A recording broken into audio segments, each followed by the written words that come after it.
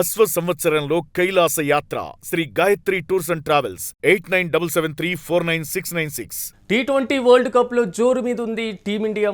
So group stage ని విజయంతో కూడా ముగించినటువంటి భారత్ నెదర్లాండ్స్ పైన 17 పరుగులతో పూర్తి స్థాయిలో టీమిండియా విజయం సాధించినటువంటి పరిస్థితులు కనబడుతున్నాయి. ఇక బ్యాటింగ్ తో పాటుగా బౌలింగ్ విభాగంలో కూడా అదరగొట్టింది భారత్. ఇదిలా ఉంటే జట్టుకు విజయం అందించినటువంటి శివం దూబే పైన పూర్తి స్థాయిలో మాత్రం ప్రశంసలు వర్షం కురుస్తున్నటువంటి పరిస్థితి. మ్యాచ్ ను టర్న్ చేశారు. ఇక వరుణ్ చక్రవర్తి గెలుపు కోసం చివరి వరకు కోసం పోరాటం చేసింది నెదర్లాండ్, కానీ దక్కనటువంటి పరిస్థితులే కనబడుతున్నాయి. శనివారం నుంచి మొదలు కాబోతుంది ఇక సూపర్ 8 అనేటువంటి అంశం. So February 22న south ఆఫ్రికాతో Bharat fight జరగబోతుంది. మొత్తం మీద ఇదే అంశానికి సంబంధించి మనతో పాటు విశ్లేషణ చేయడానికి ప్రముఖ స్పోర్ట్స్ అనలిస్ట్ వెంకట్ గారు నాతో పాటు అందుబాటులో ఉన్నారు. వెంకట్ గారు నమస్తే, గుడ్ మార్నింగ్. మొత్తం మీద ఎలా చూడాలంటారు? సో T20లో మాత్రం భారత్ ఫుల్ జోరులో కనిపిస్తున్నటువంటి పరిస్థితి కనబడుతుంది. తాజా డీటెయిల్స్ని ఎలా చూస్తుంది? అంటే గ్రూప్ దశకు సంబంధించి మనం సాధించిన విజయాలన్నీ కూడా, అంటే నాకు ఏ ఒక్క విజయం కూడా ఒక పాకిస్తాన్ తో తప్ప మిగిలిన విజయాలు ఏవి కూడా నాకు అంత సాటిస్ఫాక్షన్ లేదు. అంటే క్రికెట్ అభిమానిగా చూసినప్పుడు ఏ ఒక్కటి కూడా అంత కంఫర్ట్ గా భారత్ విజయం సాధించలేదు. ముఖ్యంగా చిన్న జట్ల విషయానికి వస్తాయి ఏ ఒక్కటి కూడా అంత కంఫర్ట్ జోన్ లో లేదని చెప్పాలి. ఫస్ట్ మ్యాచ్ అమెరికా నుంచి, తర్వాత పాకిస్తాన్, నమీబియా, ఆ తర్వాత ఇప్పుడు ఈ జట్టు విషయానికి వస్తాయి, ఇప్పుడు నెదర్లాండ్స్ విషయానికి వస్తాయి. ఇవన్నీ కూడా చిన్న జట్లు అయినా సరే బౌలింగ్ పరంగా కూడా వాళ్ళు చాలా అద్భుతంగా రాణించారని చెప్పుకోవాలి. ముఖ్యంగా అభిషేక్ శర్మ బౌలింగ్ బ్యాటింగ్ విభాగంలో అభిషేక్ శర్మ విషయానికి వస్తే అతను ఆ కీలక సమయాల్లో, అంటే ఇప్పుడు వరుసగా 3 మ్యాచ్లు అతను టక్అవుట్ అయ్యాడు. అంటే ఏదైతే అభిషేక్ శర్మ మీద ఫోకస్ పెట్టుకున్నారో ఆ అంచనాలన్నీ కూడా అతను తలకిందులు చేస్తూ ఆడినటువంటి విధానం అయితే ఇక్కడ కూడా క్రికెట్ అభిమానులు జీర్ణించుకోలేనటువంటి పరిస్థితి ఉంది.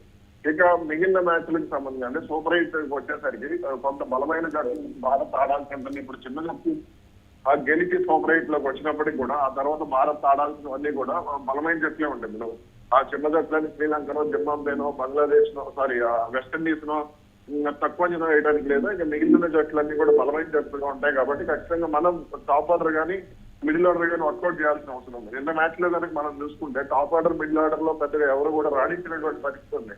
తిలక్ వర్మ కానీ లేదంటే అటు సూర్య కుమార్ యాదవ్ కానీ, అదేవిధంగా టాప్ ఆర్డర్ కి సంబంధించి ఇషాన్ కిషన్ కానీ, ఓకే ఇషాన్ కిషన్ అయితే గత 3 మ్యాచ్ల్లో బాగా రాణించాడు. ఈ మ్యాచ్ లో అతను మనం ఫెయిల్ అయ్యాడు, అది పెద్ద మ్యాటర్ కాదు. కానీ మిగిలిన ఆటగాళ్ళకి సంబంధించి అయితే నాకు మిడిల్ ఆర్డర్ లో శివం దూబే ఆడకపోయింటే వాళ్ళు ఖచ్చితంగా గెలిచిండేవాళ్ళు నెదర్లాండ్స్ వాళ్ళు. కాబట్టి దీనికి సంబంధించి వర్కౌట్ చేయాల్సిన అవసరం అయితే ఉంది. ఎస్ వెంకట్ గారు, కొంతవరకు మీరు పాకిస్తాన్తో విజయం మాత్రమే మంచి సంతోషాన్ని ఇచ్చిందంటే ఇక ఫ్యూచర్లో ఆడబోయేటువంటి జట్లలో ఏ జట్టు నుంచి బలమైనటువంటి పోటీ ఉంటుంది అనుకోవచ్చు? ఇప్పుడు భారత్ తలబడబోయే జట్లన్నింటినీ కూడా గట్టి పోటీగా ఇస్తాయి. ఎందుకంటే ఇప్పుడు శ్రీలంక మన ఆస్ట్రేలియాకి ఏ విధంగా చుక్కలు చూపించిందో మనం చూసాం. ఇప్పుడు పాకిస్తాన్ సూపర్ 8 వెళ్ళినా కానీ పాకిస్తాన్ బౌలింగ్ లైనప్ బాగానే ఉంది. వాళ్ళు మన భారత్ ని 175 పరుగులు కట్టడి చేశారంటే వాళ్ళ బౌలింగ్ లైనప్ బాగానే ఉంది.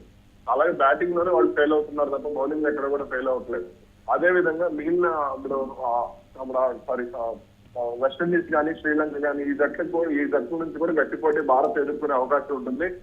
ఇదే అంటే ఈ జట్లు ఏది పెద్దగా ప్రభావం చూపించే జట్లు కాదు అని తీసేయడానికి అయితే ఈ సిరీస్ మధ్య కూడా లేదు పరుస్తుంది.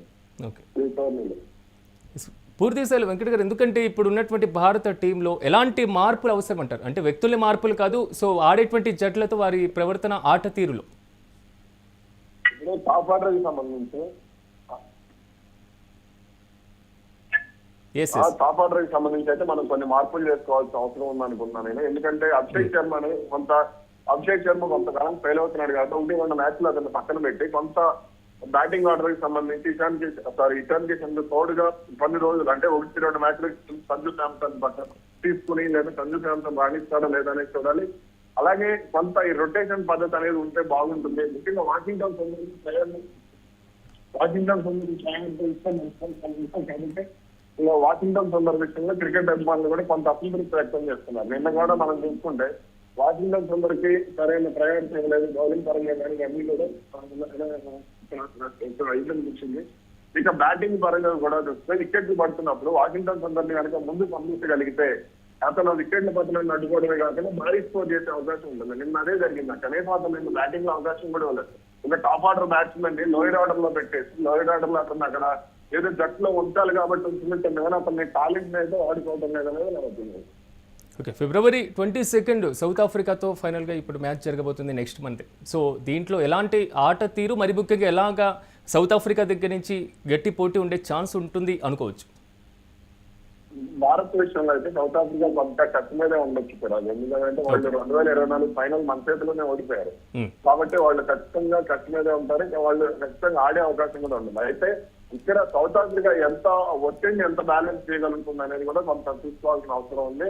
వాళ్ళ మీద సహజంగా ఒత్తిడి ఉంటుంది. సౌత్ ఆఫ్రికా ఆటగాళ్ళు ముందు నుంచే కూడా వాళ్ళ జట్టు గ్రేమ్ స్మిత్ కానీ లేదా జాబ్ కలీస్ కానీ డివిలియర్స్ కానీ ఇలా చాలా మంది ఆటగాళ్ళు వాళ్ళు ఒత్తిడిని తట్టుకోలేనటువంటి పరిస్థితి ఉంది. కాకపోతే ఇక్కడ సౌత్ ఆఫ్రికా వీక్నెస్ లో తెలిసినటువంటి బౌలింగ్ కోచ్ అల్బీ మోర్కల్ ఉన్నాడు కాబట్టి కొంత భారత్ బలంగా మారే అవకాశం ఉండొచ్చు.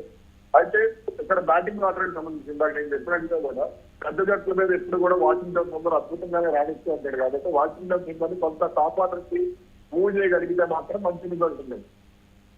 రైట్ వెంకట్ గారు, థ్యాంక్ యూ మాతో పాటు పార్టిసిపేట్ చేసినందుకు. మొత్తం మీద T20 వరల్డ్ కప్లో జోరు మీద ఉంది టీమిండియా. ఎందుకంటే గ్రూప్ స్టేజ్ని కూడా విజయంతో ముగించినటువంటి భారత్ తాజాగా నెదర్లాండ్స్ పైన 17 పరుగుల తేడాతో టీమిండియా కూడా విజయం సాధించడం జరిగింది. అయితే బ్యాటింగ్ బౌలింగ్ విభాగంలో అదరగొట్టారు భారత ఆటగాళ్లు. జట్టుకు విజయం అందించారు ప్రధానంగా శివం దుబే అని చెప్పుకోవాలి. ఇక మ్యాచ్ను ఒక టర్న్ చేసేశారు వరుణ్ చక్రవర్తి. గెలుపు కోసం చివరి వరకు పోరాటం చేసింది నెదర్లాండ్, కానీ గెలుపు దక్కనటువంటి పరిస్థితులే కనబడుతున్నాయి.